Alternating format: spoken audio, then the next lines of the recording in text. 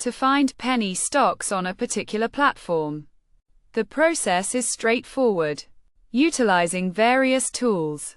First, define your criteria for penny stocks, typically those priced below $5, and decide on specific sectors, market caps, or trading volumes.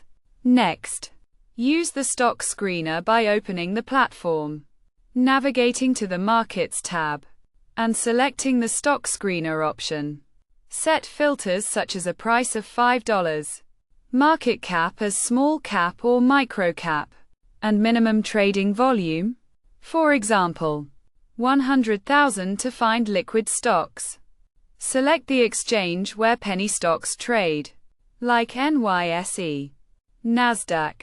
Then, browse through highlighted trading stocks in the Market tab, checking categories like top gainers, top losers, or most active to identify potential penny stocks. Another option is to search for specific stocks using the search bar if you know the ticker symbol or company name. Additionally, check the news section for updates on penny stocks.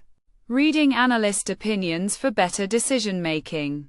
Create a watch list for promising penny stocks and use available tools to analyze their price, trend, and pattern. By following these steps, you can find penny stocks on the platform.